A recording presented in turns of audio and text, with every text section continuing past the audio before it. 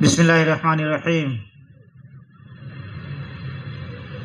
الحمد للہ وکفی وسلام علی عباد الذین اصطفی اما بعد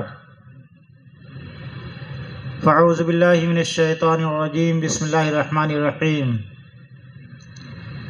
ان الذین قالوا ربنا اللہ ثم استقاموا تتنزل علیہم الملائکۃ الا تخافوا ولا تحزنوا وابشروا بالجنۃ التي كنتم توعدون نحن اولیاؤکم فی الحیاۃ الدنیا وفی الآخرہ ولکم فیہا ما تشتہی انفسکم ولکم فیہا ما تدعون نزلا من غفور رحیم ومن احسن قولا ممن دعا الی اللہ وعمل صالحا وقال اننی من المسلمین۔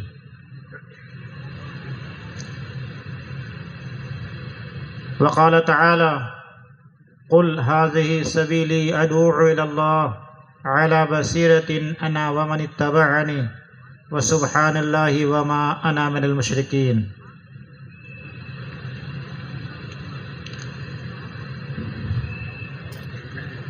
قابل احترام محترم بزرگوں اور دوستوں،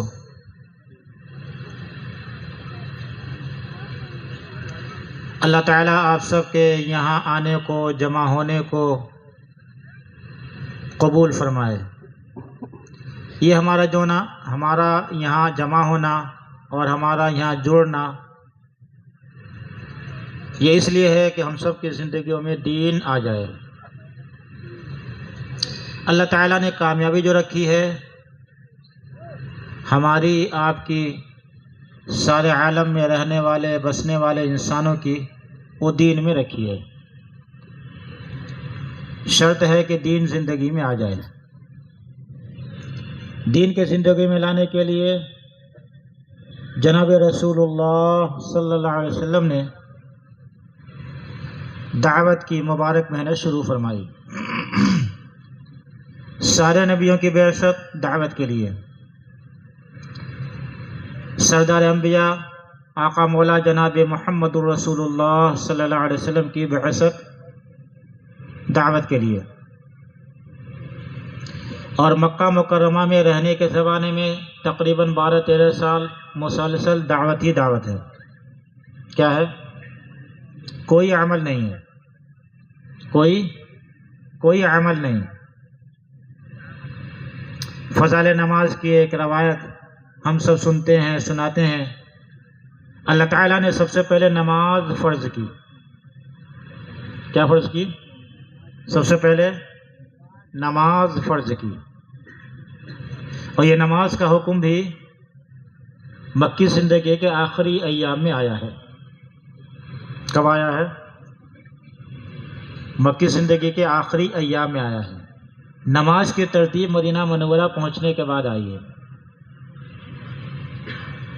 تو پوری مکی زندگی میں کیا ہو رہا تھا؟ پوری مکی زندگی میں دعوت چل رہی تھی۔ پوری مکی زندگی میں دعوت کے ذریعے سے لوگ اسلامیت کی طرف مائل ہوتے تھے، اسلام کو قبول کرتے تھے۔ جو اسلام کو قبول کرتا تھا اس کے ذمہ بھی دعوت ہوتی تھی۔ دعوت ہر ایک کے ذمہ، مردوں کے ذمہ بھی تھی دعوت، عورتوں کے ذمہ بھی تھی، اور داعی بچے بھی تھے، سب دعوت۔ جناب رسول اللہ صلی اللہ علیہ وسلم کو نبوت غار حرا میں ملی۔ آپ گھر آئے، گھر میں تعلیم کا حلقہ لگ گیا۔ جناب رسول اللہ صلی اللہ علیہ وسلم نے خدیجہ رضی اللہ تعالیٰ عنہ کو لے کر وہ حدیثیں سنائی جو غار حرا میں پیش آیا تھا، یعنی جبرائیل علیہ السلام کا آنا اور 3 مرتبہ دبوچنا اور ان سے کہنا پڑھیے۔ آپ کہتے تھے میں پڑھا ہوا نہیں ہوں، ما انا بقاری، میں پڑھا ہوا نہیں ہوں۔ یہ سارا واقعہ جناب رسول اللہ صلی اللہ علیہ وسلم نے خدیجہ رضی اللہ تعالیٰ عنہ کو سنایا۔ یہی حدیث ہے، حضور کی بات ہی تو حدیث ہے۔ بخاری شریف میں ہو تو بخاری شریف کی حدیث ہے، کسی اور کتاب میں ہو تو اس کتاب کی حدیث ہے۔ اور پھر جناب رسول اللہ صلی اللہ علیہ وسلم نے جو قرآن نازل ہوا تھا وہ قرآن کو لے کر خدیجہ رضی اللہ تعالیٰ عنہ کے ساتھ بیٹھ گئے، قرآن کو سیکھنے سکھانے کے لیے قرآن کا حلقہ لے کے بیٹھ گئے۔ 2 حلقے فوری طور پر گھر میں لگ گئے، حدیث کا حلقہ، قرآن کا حلقہ۔ اور جب گھبراہٹ ظاہر کی تو اماں خدیجہ رضی اللہ تعالیٰ عنہ نے حضور صلی اللہ علیہ وسلم کے اخلاق کی تعریف کی۔ اللہ آپ کو ضائع نہیں کریں گے، آپ کو برباد نہیں کریں گے، آپ یتیموں کی مدد کرتے ہیں، بیواؤں کی مدد کرتے ہیں، آپ صلہ رحمی کرتے ہیں، آپ غریبوں کی مدد کرتے ہیں، آپ ایک دوسرے کا خیال کرتے ہیں۔ 6 صفات کا مذاکرہ ہو گیا، 3 کام پہلے دن سے ہو گیا، قرآن حدیث صفات کا مذاکرہ، قرآن حدیث صفات کا مذاکرہ، حدیث سنائی، قرآن کا حلقہ لگا، صفات کا مذاکرہ ہو گیا پہلے دن سے۔ یہ کیا ہے؟ دعوت پہلے دن سے۔ جب دعوت کی ذمہ داری ملی جناب رسول اللہ صلی اللہ علیہ وسلم کو، حضور صلی اللہ علیہ وسلم اماں خدیجہ رضی اللہ تعالیٰ عنہ کے پاس آئے اور آتے ہی انہوں نے کہا میرے اوپر ایک ذمہ داری ہے، میری بات کون سنے گا، میری بات کون مانے گا؟ خدیجہ رضی اللہ تعالیٰ عنہ نے کہا سب سے پہلے آپ کی بات میں مانوں گی، آپ دعوت دیجیے۔ حضور صلی اللہ علیہ وسلم نے دعوت دی، خدیجہ رضی اللہ تعالیٰ عنہ نے اسلام قبول کیا اور محنت میں لگ گئیں۔ کس میں لگ گئیں؟ میں نے پہلے کہا تھا یہ دعوت ہر ایک کے ذمے ہے، مردوں کے ذمے بھی ہے اور یہ دعوت عورتوں کے ذمے بھی ہے۔ جس طرح سے دین ہر ایک کی ذمہ داری ہے اور دین پر چلنا ہر ایک کے ذمے ہے، ایسی دین کے زندگی میں لانے کی محنت کرنا دعوت وہ ہر ایک کے ذمے ہے۔ خدیجہ رضی اللہ تعالیٰ عنہ نے اپنے حلقے میں یعنی عورتوں کے بیچ میں محنت شروع کر دی۔ ان کی محنت سے مکہ مکرمہ کی بہت ساری عورتیں اسلام میں داخل ہو گئی۔ آپ کی محنت سے بہت ساری عورتیں اسلام میں داخل ہو گئی اور ان عورتوں کی محنت سے بہت سارے مردوں کو اسلام مل گیا۔ مشہور ہے کہ آپ کی محنت سے ام جمیل جن کا نام فاطمہ ہے، جو عمر کی بہن ہے، ان کو اسلام مل گیا اور ان کے گھر میاں بیوی کے درمیان قرآن کے حلقے کے ذریعے سے، جس حلقے کو خباب رضی اللہ تعالیٰ عنہ لے رہے تھے، اس حلقے کے ذریعے سے عمر جیسے سخت دل کو اسلام مل گیا۔ کس کو اسلام مل گیا؟ عمر جیسے سخت دل کو، جو اپنے ضلالت و گمراہی کی آخری انتہا پہ تھے، جناب رسول اللہ صلی اللہ علیہ وسلم کا سر لینے جا رہے تھے، ایسے شخص کو گھر میں ہونے والی تعلیم کے ذریعے سے اسلام مل گیا اور اسلام کی طرف مائل ہو گئے۔ مشہور ہے کہ عثمان غنی رضی اللہ تعالیٰ عنہ کی خالہ اما خدیجہ رضی اللہ تعالیٰ عنہ کی محنت سے اسلام میں داخل ہو گئی اور ان کی محنت سے عثمان غنی رضی اللہ تعالیٰ عنہ اسلام کی طرف مائل ہو گئے۔ جناب ابو بکر صدیق رضی اللہ تعالیٰ عنہ ملے، انہوں نے کہا آپ لوگوں کی مجلسوں میں نہیں رہتے، آپ کہاں رہتے ہیں؟ انہوں نے کہا اللہ تعالیٰ نے مجھے نبی بنایا ہے، میں لوگوں کو اللہ کی طرف بلاتا ہوں۔ آپ کہیے۔ جناب رسول اللہ صلی اللہ علیہ وسلم نے دعوت دی، ابو بکر صدیق رضی اللہ تعالیٰ عنہ نے اسلام قبول کر لیا۔ اسلام قبول کرتے ہی محنت میں لگ گئے۔ کس میں لگ گئے؟ محنت میں لگ گئے۔ ان کی محنت سے 2 دن کی محنت میں 9 آدمی اسلام میں داخل ہو گئے اور ان میں اکثر وہ ہیں جو عشرہ مبشرہ میں ہیں۔ ایسے پائے کہ لوگ 2 دن کی محنت میں ابو بکر صدیق رضی اللہ تعالیٰ عنہ کی محنت میں اسلام میں داخل ہو گئے۔ ایسے پائے کہ لوگ جو عشرہ مبشرہ میں ہیں۔ ہر آدمی مکی زندگی میں یہی ایک کام تھا، دعوت، یہی اوڑھنا تھا، یہی بچھونا تھا، یہی مشغلہ تھا، یہی دھندا تھا، یہی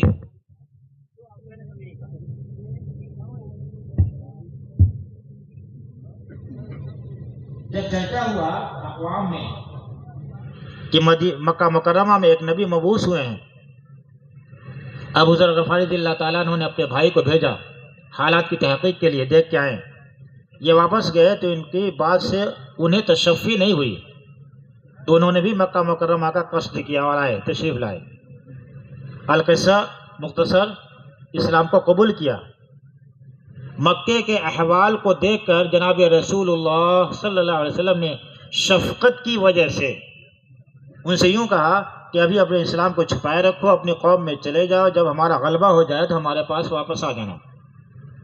لیکن کلمہ اندر اتر گیا تھا، کلمہ اندر اتر گیا تھا، انہوں نے اس کو برداشت نہیں کیا۔ حضور نے تو شفقت کی وجہ سے کیا تھا، لیکن انہوں نے عزیمت کو اختیار کیا اور باہر نکلے اور سب کے سامنے بآواز بلند کلمہ پڑھا۔ پھر کیا تھا، سارے کے سارے لوگ ٹوٹ پڑے، اتنا مارا کہ مرنے کے قریب ہو گئے۔ آپ حکایت صحابہ میں قصہ پڑھ رہے ہیں، لیکن مسئلہ یہ ہے کہ ہم واقعات پڑھ کے گزر جاتے ہیں، واقعات ہم سے کیا کہتے ہیں اس کو لینے کی ہم کوشش نہیں کرتے۔ احادیث پڑھ کے ہم گزر جاتے ہیں، حدیثیں ہم سے کیا کہتی ہیں اس کو ہم نہیں لیتے، حالانکہ سارے کے سارے منتخب اور سارے کے سارے فضائل اعمال، فضائل صدقات عمل کے لیے ہے۔ کس کے لیے ہے؟ عمل کے لیے ہے، ہماری تربیت کے لیے ہے، ہماری زندگی میں عمل کو داخل کرنے کے لیے ہے، اور عمل ہم شوق سے کریں اس جذبے کو پیدا کرنے کے لیے ہے۔ ہم اللہ کا حکم پورا کریں شوق کے ذریعے سے، اس کے لیے فضائل ہیں۔ ہم نافرمانی سے بچے خوف کی وجہ سے، اس کے لیے وعیدیں ہیں۔ لیکن ہمارا معاملہ یہ ہے کہ ہم اس سے گزر جاتے ہیں۔ اس نے ہم سے کیا کہا، اس نے ہم سے کیا کہا، اس میں کیا عمل بتایا گیا ہے، اس میں کیا کہا گیا ہے، اس کو ہم لینے کی کوشش نہیں کرتے۔ ہاں بہت کریں گے تو حدیث یاد کر لیں گے، بس کیا کر لیں گے، حدیث یاد کر لیں گے، لیکن حدیث کیا کہہ رہی ہے اس کا پتہ نہیں۔ اصل ہے اس کو معلوم کرنا، کیا کرنا ہے، اصل ہے اس کو معلوم کرنا۔ جیسے لوگ کہتے ہیں نا، بہت سارے والدین آپ کو ملیں گے کہ میرا بیٹا میری نہیں سن رہا ہے۔ کیا معنی اس کے؟ کانوں سے بہرا ہے، اسے سنائی نہیں دے رہا ہے؟ نہیں، ایسی بات نہیں ہے، کان تو سلامت ہیں، کان سے سنائی دے رہا ہے، لیکن جو میں کہتا ہوں وہ کرتا نہیں ہے، جو میں کہتا ہوں وہ کرتا نہیں ہے۔ تو لوگ کیا کہتے ہیں، میرا بیٹا میری نہیں سن رہا ہے۔ دیکھو یہ آدمی چل رہا ہے نا، اسے دکھائی نہیں دیتا، کیا مانے، آنکھوں سے اندھا ہے، بینائی چلی گئی ہے؟ ایسا نہیں ہے۔ اس کے معنی یہ ہے کہ راستے میں تکلیف دینے والی چیز پڑی ہوئی ہے، اسے وہ دکھائی نہیں دے رہی ہے کہ اس کو کنارے کر دے۔ اینٹ پڑی ہے، پتھر پڑا ہے، کانٹا پڑا ہے، اسے دکھائی دے رہا ہے، لیکن یہ عمل نہیں کر رہا ہے، یعنی اس کو کنارے نہیں کر رہا ہے، تو کہتے ہیں اسے دکھائی نہیں دیتا۔ چلتے ہوئے چٹائیاں مڑ گئی ہیں، چلتے ہوئے قالین مڑ گئی ہے، یہ اسی پر پیر رکھ کے چلا جا رہا ہے۔ دو چیزیں ہیں، اس کی حس کام نہیں کر رہی ہے، ورنہ پیر تو ایسا ہے، سارا جسم اللہ تعالیٰ نے ایسا بنایا ہے، ایک چھوٹی سی کنکری بھی پیروں کے نیچے آ جائے، ہاتھوں کے نیچے آ جائے، جسم کے نیچے آ جائے تو جسم بتائے گا، ہاتھ بتائے گا، پیر بتائے گا، ہر چیز بتائے گی۔ لیکن بے حس ہو گیا ہے، مڑی ہوئی قالین پر سے گزر رہا ہے پیر رہ کر، اسے احساس نہیں کہ قالین مڑ گئی ہے اور قالین موٹی ہو گئی ہے، اس کے اوپر میرا پیر ٹیڑھا بیڑھا پڑ رہا ہے۔ یہ عباس رضی اللہ تعالیٰ عنہ ان کے اوپر لیٹ گئے، ان کو بچانے کے لیے، لوگوں کی مار سے محفوظ کرنے کے لیے آواز لگائی، ارے مکے والوں تم کیا غضب کرتے ہو، یہ قبیلہ غفار کا رہنے والا ہے، اگر یہ مر گیا تو تمہارا شام کا جانا مشکل ہو جائے گا۔ شام کے راستے میں ایک قبیلہ ہے۔ ہوش آیا ان کو اور انہوں نے چھوڑ دیا، لیکن اس مار کے باوجود بھی کل دوبارہ پھر کھڑے ہوئے ہیں اور دعوت دے رہے ہیں۔ میرے کہنے کا مطلب یہ ہے کہ اس زمانے میں ہر ایک اپنے ذمہ دعوت سمجھ رہا تھا۔ جب دعوت چل رہی تھی، ہر ایک دعوت دے رہا تھا، تو انسانوں سے دعوتیں نکل کر جانوروں تک پہنچ گئی تھیں۔ کہاں تک پہنچ گئی تھی؟ جانوروں تک۔ انسانوں سے دعوت نکل کر بتوں تک پہنچ گئی تھی۔ بت دعوت دے رہے ہیں اپنی پوجا کرنے والوں کو۔ اب بتوں کا زمانہ ختم ہو گیا، مسجد کے آباد کرنے والوں کا زمانہ آ گیا ہے۔ کون کہہ رہا ہے؟ بت کہہ رہا ہے پتھر کا کہ مسجد، اب ہمارا زمانہ ختم ہو گیا، بتوں کا زمانہ ختم ہو گیا، مسجد کے آباد کرنے والوں کا زمانہ آ گیا۔ بھیڑیا دعوت دے رہا ہے۔ یہ تعجب کی بات نہیں ہے کہ بھیڑیا انسانی زبان میں بات کر رہا ہے۔ تعجب کی بات یہ ہے کہ جناب محمد رسول اللہ صلی اللہ علیہ وسلم مدینہ منورہ تشریف لا چکے ہیں اور پچھلے نبیوں کے واقعات سنا رہے ہیں، اور تو یہاں بکریاں چرا رہا ہے۔ کیا چرا رہا ہے؟ بکریاں چرا رہا ہے۔ دعوت ہر ایک کی ذمہ دعوت، ہر داعی تھا، کیا تھا؟ ہر داعی تھا۔ دعوت چل رہی تھی تو تین باتیں وجود میں آ رہی تھیں۔ ایک، دعوت کے ذریعے سے ایمان مضبوط ہو رہا تھا۔ کیا ہو رہا تھا؟ ایمان مضبوط ہو رہا تھا۔ اور ہمارے ساتھی کہتے ہیں نا، بڑھتا ہوا ایمان عمل پہ کھڑا کرتا چلا جا رہا تھا۔ بڑھتا ہوا ایمان عمل پہ کھڑا کرتا چلا جاتا ہے۔ ایمان بڑھ رہا ہے، شوق پیدا ہو رہا ہے، اللہ کا تعلق پیدا ہو رہا ہے، جنت جہنم کا یقین پیدا ہو رہا ہے۔ کیسا یقین پیدا ہو رہا تھا؟ کیسا یقین دعوت سے پیدا ہو رہا تھا کہ عبداللہ ابن مسعود رضی اللہ تعالیٰ عنہ کہتے ہیں، ہمارے زمانے کے صحابہ کے اندر ہنسنے کے وقت میں بھی ان کا ایمان پہاڑوں سے زیادہ مضبوط ہوا کرتا تھا۔ کیسا ایمان جنت کا جہنم کا؟ علی رضی اللہ تعالیٰ عنہ کہتے ہیں کہ جنت اور جہنم حقیقت کے ساتھ ہمارے آنکھوں کے سامنے لا کے رکھ دی جائے تو ہمارے ایمان میں اضافہ نہ ہو۔ کیسا ایمان جہنم کا کہ عبداللہ ابن رواحہ رضی اللہ تعالیٰ عنہ کا سر ان کی بیوی کی گود میں ہے اور آخرت کو یاد کر کے رو رہے ہیں، جس کو حضرت فرماتے ہیں شہوت کے مقام پہ سر ہے اور آخرت کو یاد کر کے رویا جا رہا ہے۔ آخرت کو یاد کر کے رویا جا رہا ہے۔ کیسا ایمان ہو گیا تھا ان کے دلوں میں کہ بڑے سے بڑا آفر ان کو ایمان سے ہٹا نہیں سکتا تھا۔ عبداللہ بن حذافہ رضی اللہ تعالیٰ عنہ کی جماعت کو نصرانی بادشاہ نے قید کر لیا، آفر دیا، اگر نصرانیت قبول کر لو تو آدھا ملک اور میری بیٹی تیری نکاح میں۔ تو کیا کہہ رہے ہیں؟ اتنا بڑا آفر، آدھا ملک، آزادی تو ملی جائے گی، آدھا ملک ملے گا، بیٹی ملے گی، جی تھوڑی سی دیر کے لیے نصرانیت قبول کر لو۔ کیا کہہ رہے ہیں؟ پاگل، اگر تو اپنا پورا ملک بلکہ حجاز کی پوری حکومت ہمیں دے دے تو بھی پلک جھپکنے کے برابر میں اپنے ایمان سے پھر نہیں سکتا، ہٹ نہیں سکتا۔ کیسا مضبوط ایمان کہ بڑا سے بڑا آفر بھی انہیں اپنی طرف متوجہ نہیں کر سکتا تھا۔ اس لیے کہتے ہیں جو اپنے دین کا داعی ہوگا دوسروں کی دعوت اس کے اوپر اثر نہیں کرے گی۔ جو اپنے دین کا داعی ہوگا دوسروں کی دعوت اس کے اوپر اثر نہیں کرے گی۔ جو داعی ہوگا دوسروں کی دعوت کو قبول نہیں کرے گا۔ مثال کے طور پر آپ کے یہاں شادی ہو رہی ہے، ولیمہ ہو رہا ہے، عقیقہ ہو رہا ہے، دعوت کا انتظام ہے، لوگوں کو آپ نے بلایا اپنے یہاں کھانے کے لیے۔ ایک بات تو یہ ہے کہ کوئی آپ کو اب دعوت دینے کی ہمت نہیں کرے گا، ان کے یہاں تو خود دعوت ہو رہی ہے، مہمان آئے ہوئے ہیں، ان کو ہم کیسے دعوت دیں۔ دوسری یہ آپ خود انکار کر دیں گے، بھئی میرا تو خود مہمان آئے ہوئے ہیں، میں اپنے مہمان کو دیکھوں گا کہ آپ کی دعوت کو دیکھوں گا، آپ کے کھانے کو دیکھوں گا۔ اسی کو کہتے ہیں جو اپنے دین کا داعی ہوگا دوسروں کی دعوت اس کے اوپر اثر نہیں کرے گی، اور دوسرے دعوت دینے کی ہمت بھی نہیں کریں گے جو اپنے دین کا داعی ہوگا۔ ہمت تو تب کی جاتی ہے جب اپنے دین کا داعی نہیں ہوتا۔ یہی وجہ ہے کہ عمومی طور پر ہم اپنے دین کے داعی نہیں رہے تو لوگ للچائی نگاہ سے ہماری طرف دیکھ رہے ہیں، اور جہاں سے جس کو موقع ملتا ہے وہ اپنی دعوت پیش کر دیتا ہے اور ہم اس کو قبول کر لیتے ہیں۔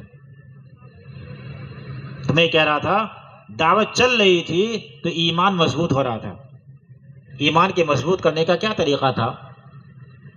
صحابہ پر غش کرتے تھے، صحابہ پر غش کرتے تھے، یعنی کامل ایمان والوں پر غش کرتے تھے، ان سے ملاقات کرتے تھے، ان سے کہتے آؤ بیٹھو ہم تھوڑی دیر اپنے رب کے تذکرے کریں، آؤ بیٹھو ہم تھوڑی دیر اپنے ایمان لے آئیں، آؤ بیٹھو ہم تھوڑی دیر ایمان لے آئیں۔ جس طرح سے ہم میں سے بعض ساتھی شکایت کرتے ہیں، ایسی اس زمانے میں بھی جناب رسول اللہ صلی اللہ علیہ وسلم سے شکایت کی گئی، تو جناب رسول اللہ صلی اللہ علیہ وسلم نے فرمایا کہ عبداللہ ابن رواحہ یہ تذکرے اس لیے کرنا چاہتے ہیں کہ ان کے ایمان میں اضافہ ہو جائے۔ ان تذکروں کی وجہ سے، ان دعوت کی وجہ سے، مغیبات کے بولنے کی وجہ سے، اللہ کو بولنے کی وجہ سے ایمان دلوں میں مضبوط ہوتا چلا جا رہا تھا۔ کیا ہو رہا تھا؟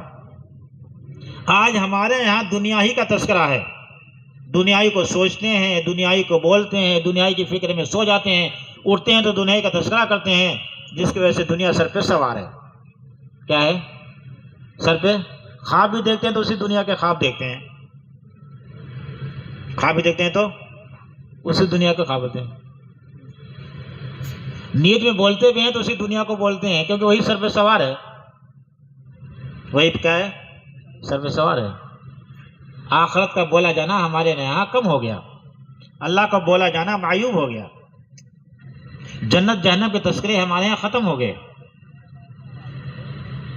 ایک موقع پر نظام الدین کے ایک بزرگ نے یوں فرمایا کہ دکھائی دینے والی چیزوں کا یقین تو دیکھنے سے ہو جاتا ہے، سانپ ہے، بچھو ہے، شیر ہے، چیتا ہے، دکھائی دینے والوں کا چیز تو دیکھنے سے ہو جاتا ہے، جو چیز دکھائی نہیں دیتی، ذرا ان سے کہو، پیچھے والوں سے ان سے کہو، ارے ابھی تو دن بھی نہیں ڈوبا ہے، جو چیز دکھائی نہیں دیتی اس کا یقین کیسے ہو؟ دکھائی نہ دینے والوں کی چیزوں کو تو بولنا پڑے گا، اس کو سننا پڑے گا۔ صحابہ کرام رضی اللہ تعالیٰ عنہم نے آخرت کو اتنا بولا، آخرت کی اتنی دعوت دی، جنت کو اتنا بولا، جنت کی اتنی دعوت دی، جہنم کو اتنا بولا، جہنم کی اتنی دعوت دی، اللہ کو اتنا بولا، اللہ کی اتنی دعوت دی کہ اللہ کا یقین، جنت اور جہنم کا یقین دلوں میں گھر کر گیا، آخرت کا یقین دلوں میں گھر کر گیا، یقین مضبوط ہو گیا تو اللہ تعالیٰ کی طرف سے جو احکام بھی آنا شروع ہوئے صحابہ کی زندگی میں داخل ہو گئے۔ کہاں داخل ہو گئے؟ بیچ میں کوئی واسطہ نہیں ہے، کوئی کتاب نہیں ہے، ادھر سے حکم آ رہا ہے اور صحابہ کی زندگی میں داخل ہو رہا ہے، یہاں تک کہ محبوب ترین چیز کا چھوڑنا بھی جو گھٹیوں میں پڑی ہوئی تھی، جو معیار شرافت تھی، جو بڑپن کا ذریعہ تھی، ایسی چیز کا چھوڑنا بھی آسان ہو گیا ایک حکم کی وجہ سے۔ کس کی وجہ سے؟ ایک ایمان مضبوط ہو گیا تو اللہ تعالیٰ کی طرف سے جو بھی احکام آئے وہ صحابہ کی زندگی میں آئے۔ صحابہ حکموں کے عملی نمونہ ہیں، کیا ہیں؟ اور صحابہ رضی اللہ تعالیٰ عنہ کا یہ معمول رہا ہے کہ جناب رسول اللہ صلی اللہ علیہ وسلم کے حدیث فرمانے کے وقت جو آپ کا عمل ہوتا تھا، اس حدیث کو بیان کرنے کے لیے صحابہ دوسروں سے اس عمل کو بھی کرتے تھے۔ سلمان رضی اللہ تعالیٰ عنہ فضل نماز میں دیکھو، سلمان رضی اللہ تعالیٰ عنہ عثمان رضی اللہ تعالیٰ عنہ کے پاس باہر نکلے، سردی کا موسم تھا، آپ نے ایک درخت کی ٹہنی پکڑ کے ہلایا، اس کے پتے گر گئے، تو سلمان رضی اللہ تعالیٰ عنہ پوچھتے ہیں عثمان سے، تم نے مجھ سے یہ نہیں پوچھا کہ میں نے اس طرح کیوں کیا؟ تو انہوں نے کہا بتا دیجئے آپ نے اس طرح کیوں کیا؟ تو کیا کہہ رہے ہیں؟ میں بھی ایک مرتبہ جناب رسول اللہ صلی اللہ علیہ وسلم کے ساتھ سردی کے موسم میں باہر نکلا تھا، جناب رسول اللہ صلی اللہ علیہ وسلم نے درخت کی ایک خشک ٹہنی کو پکڑ کے ہلایا تھا، اس کے پتے گر گئے تھے، تو حضور نے مجھ سے پوچھا، ارے سلمان تم نے مجھ سے یہ نہیں پوچھا کہ میں نے اس طرح کیوں کیا؟ تو میں نے کہا حضور بتا دیجئے آپ نے کیوں کیا؟ کیا فرمایا؟ جب مسلمان بندہ پانچوں وقت کی نماز پڑھتا ہے تو اس کے گناہ ایسے ہی گر جاتے ہیں جیسے اس درخت سے پتے گر رہے ہیں، جیسے درخت سے پتے گر رہے ہیں۔ جیسے اس درخت سے پتے گرے ہیں۔ تو میں یہ کہہ رہا تھا جب دعوت چل رہی تھی تو ایمان بڑھ رہا تھا، بڑھتا ہوا ایمان عمل پہ کھڑا کرتا چلا جا رہا تھا۔ جو بھی حکم آتا تھا صحابہ کی زندگی میں، جو بھی حکم آتا تھا صحابہ کی زندگی میں، جو بھی حکم آتا تھا صحابہ کی زندگی میں۔ ام سلمہ رضی اللہ تعالیٰ نے کہتی ہیں کہ ایک مرتبہ جناب رسول اللہ صلی اللہ علیہ وسلم میرے گھر تشریف لائے، آ کے انہوں نے کہا جب کسی کو کوئی حادثہ پیش آ جائے تو انا للہ و انا الیہ راجعون پڑھے، اور پھر پڑھے اللہم اجرنی فی مصیبتی واخلف لی خیرا منہا، تو اللہ تعالیٰ اس سے بہتر عطا فرمائیں گے۔ کہتی ہیں کہ میں نے اس کو یاد کر لیا۔ ابو سلمہ کا انتقال ہو گیا، میرے شوہر ابو سلمہ کا انتقال ہو گیا، میں نے فوراً یہ دعا پڑھ لی، اللہم انا للہ و انا الیہ راجعون اللہم اجرنی فی مصیبتی واخلف لی خیرا منہا۔ لیکن میں سوچتی تھی ابو سلمہ جیسا محبت کرنے والا، پیار کرنے والا، خیال کرنے والا، خوبصورت جی ہمیں کہاں ملے گا؟ لیکن جب عدت پوری ہو گئی اور جناب رسول اللہ صلی اللہ علیہ وسلم کا پیغام میرے پاس آیا تب میں سمجھی او ہو، اس کا مطلب یہ تھا، اس کا مطلب مخلوق میں سب سے بہتر میرے حصے میں آ رہے ہیں۔ ابو سلمہ تو ابو سلمہ ہی تھے، اب مخلوق میں جو سب سے بہتر ہے وہ ہمارے حصے میں آ رہے ہیں، جو وجہ کائنات ہے وہ ہمارے حصے میں آ رہے ہیں، جنت میں داخلہ جن سے شروع ہوگا وہ ہمارے حصے میں آ رہے ہیں، جن کے ذمہ شفاعت مل دی جائے گی جن کے ہاتھوں میں وہ ہمارے ذمہ آ رہے ہیں جی۔ دعوت، اللہ تعالی ہم سب کو دعوت دینے والا بنائے، اللہ ہم سب کو داعی بنائے۔ جماعتوں میں نکال کر یہی چاہا جا رہا ہے کہ ہر نکلنے والا داعی بن جائے۔ کیا بن جائے؟ جو اپنے دین کا داعی ہوگا غیروں کی دعوت اس کے اوپر اثر نہیں کرے گی اور غیر دعوت دینے کی ہمت نہیں کریں گے۔ کیا کریں گے؟ تو جب دعوت چل رہی تھی تو ایمان بڑھ رہا تھا اور بڑھتا ہوا ایمان عمل پہ کھڑا کرتا چلا جا رہا تھا۔ دوسری بات یہ، جب دعوت چل رہی تھی تو اللہ تعالیٰ کی مدد ظاہر کے خلاف اتر رہی تھی، اللہ کی مدد ظاہر کے خلاف اتر رہی تھی۔ سریۃ العنبر میں اللہ تعالیٰ نے سمندر سے مچھلی نکالی۔ کیا نکالی؟ سمندر سے مچھلی نکالی۔ کتنی بڑی تھی؟ 10 کلو کی، 20 کلو کی، 50 کلو کی، کتنی بڑی تھی؟ اتنی بڑی تھی کہ 300 آدمیوں نے 18 دن تک صرف اس کا گوشت کھایا، کھانے کی کوئی چیز اس کے علاوہ تھی نہیں، یہاں تک کہ کھجور بھی ختم ہو گئی تھی۔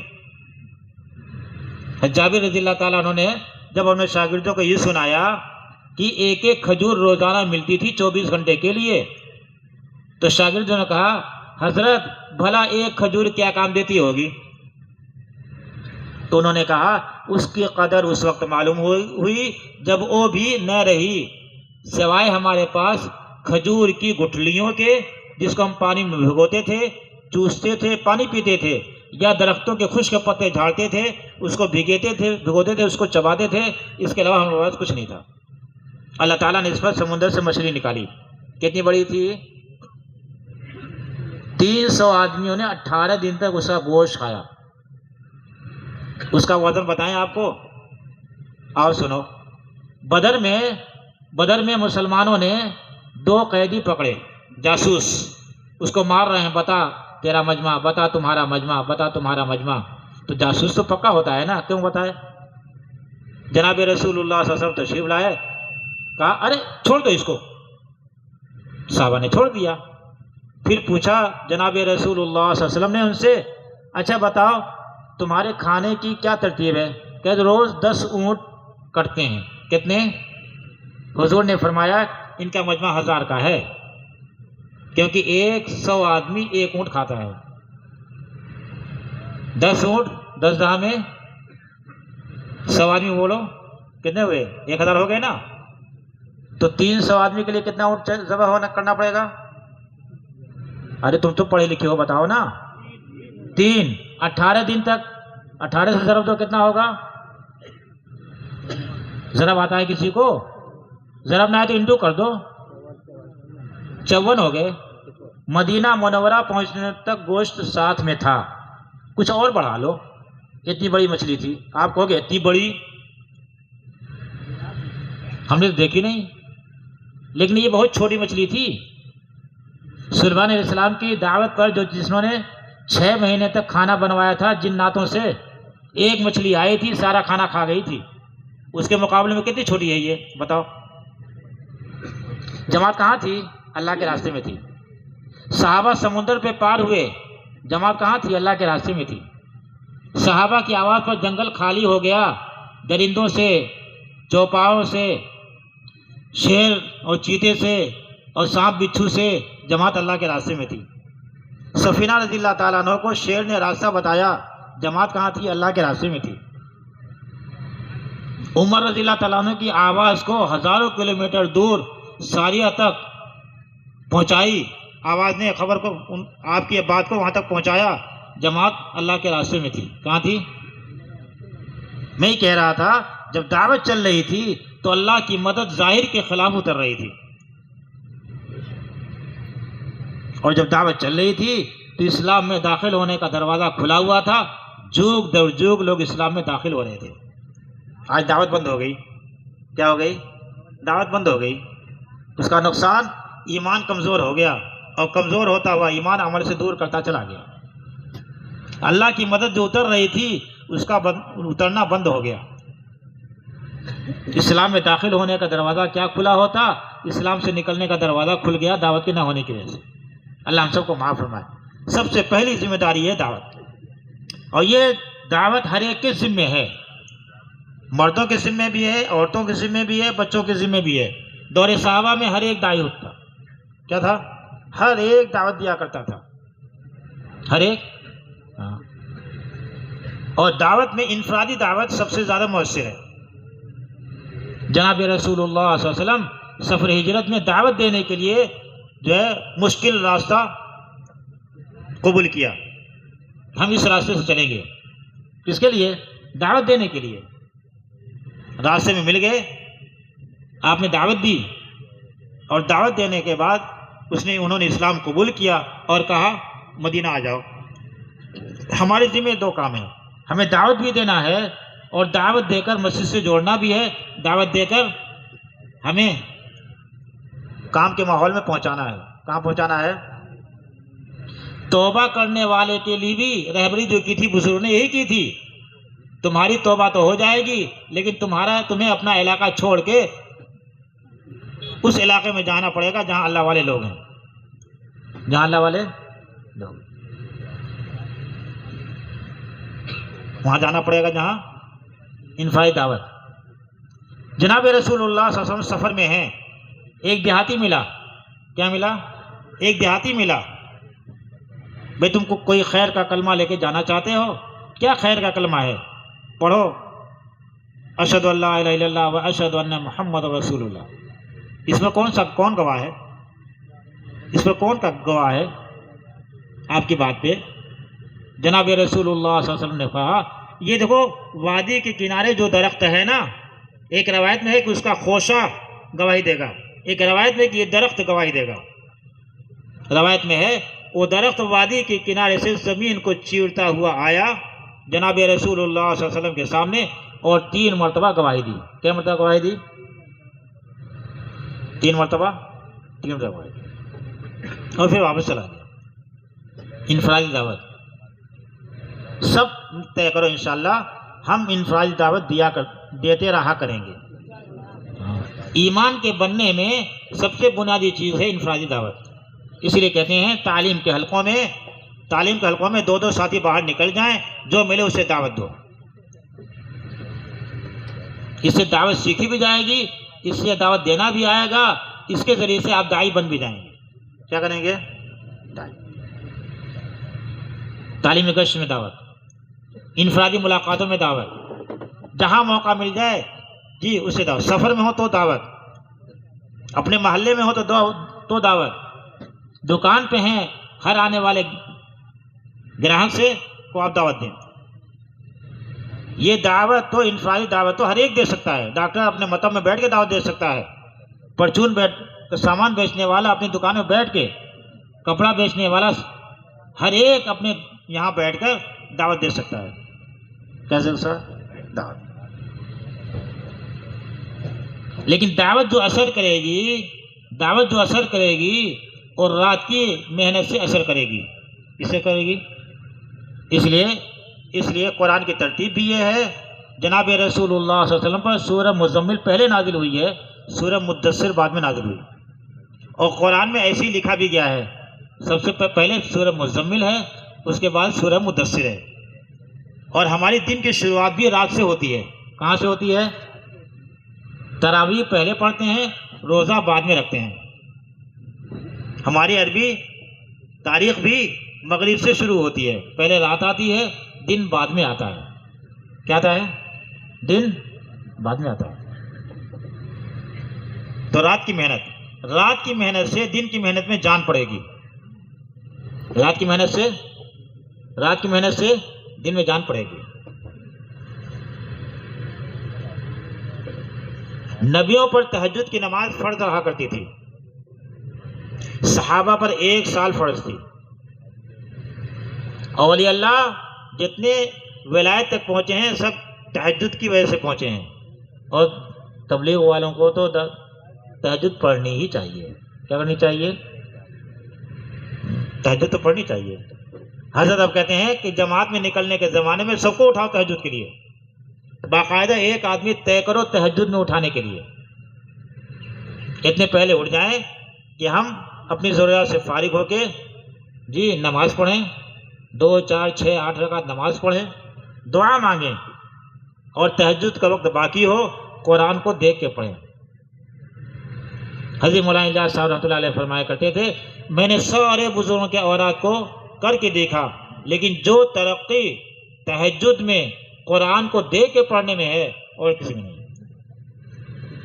اس لیے سب نیت کرو انشاءاللہ ہم تہجد میں اٹھا کریں گے اور تہجد کی نماز پڑھیں گے، دعا مانگیں گے اور قرآن کو دیکھ کے پڑھیں گے انشاءاللہ. اگر آپ تہجد میں اٹھنے والے ہو گئے تو فجر کی سنتیں بھی آپ ادا کرنے والے ہو جاؤ گے. کہ ہمارا دوسرا دعوت تبلیغ سے یہی ہے کہ سنتیں ہماری زندگی میں آ جائیں، ہماری زندگی سنت کے مطابق ہو جائے. تو تہجد کا اہتمام کریں گے تو فجر کی جو 2 رکعت سنت ہے اس کی سنتوں کا بھی اہتمام ہم کرنے والے ہو جائیں گے. کہتے ہیں کہ فجر کی سنت کی 4 سنتیں ہیں. کتنی سنتیں ہیں؟ 4 سنتیں ہیں. اول وقت میں پڑھی جائے. جب تہجد پڑھیں گے تو اول وقت پڑھیں گے سنت. دوسرے گھر میں پڑھی جائے. اپنے گھر کو قبرستان نہ بناؤ، اپنے گھر کو قبرستان نہ بناؤ. تیسرے ہلکی پڑھی جائے. فجر کی سنت ہلکی. ہم عائشہ رضی اللہ تعالیٰ عنہ کہتی ہیں جناب رسول اللہ صلی اللہ علیہ وسلم کو فجر کی 2 رکعت سنتیں، فرض سے پہلے کی 2 سنتیں ساری دنیا سے زیادہ محبوب تھیں. دوسری روایت، جناب رسول اللہ صلی اللہ علیہ وسلم نے فجر کی سنتیں کبھی نہیں چھوڑیں، اس لیے قضا ہونے کے بعد فجر کی سنت بھی پڑھی جاتی ہے. حالانکہ قضا کے لیے فرض پڑھا جاتا ہے، لیکن زوال سے پہلے پہلے تک اگر آپ ادا کر رہے ہیں تو فجر کی سنت بھی آپ کو پڑھنی پڑے گی. اور چوتھی چیز، پہلی رکعت میں سورہ فاتحہ کے بعد قل یا ایھا الکافرون پڑھا جائے، دوسری رکعت میں سورہ فاتحہ کے بعد قل اللہ احد شریف پڑھا جائے. 4 ہو گئی نا. لیکن کب ہوگی؟ جب آپ تہجد کا اہتمام کریں گے. تہجد باتوں کو واضح کرتا ہے. کیا کرتا ہے؟ تہجد باتوں کو واضح کرتا ہے. تہجد باتوں میں وزن پیدا کرتا ہے. تہجد کے ذریعے سے، تہجد کے اہتمام کے ذریعے سے لوگوں کے دلوں کو نرم کرتا ہے. تہجد لوگوں کے دلوں کو نرم کرتی ہے. تہجد میں اللہ تعالیٰ آسمان دنیا پر نازل ہوتے ہیں، فرشتے اعلان کرواتے ہیں. فرشتے اعلان کرتے ہیں ہے کوئی مانگنے والا، ہے کوئی توبہ کرنے والا، ہے کوئی ضرورت مند، حاجت مند جس کی حاجت کو ضرورت کو پورا کیا جائے. اس وقت ہم اٹھے اللہ تعالیٰ سے اپنے لیے، اپنے گھر والوں کے لیے، اپنے ملک والوں کے لیے اور ساری دنیا والوں کے لیے، اپنوں کے لیے بھی اور غیروں کے لیے بھی ہم دعا کریں۔ کیا کریں؟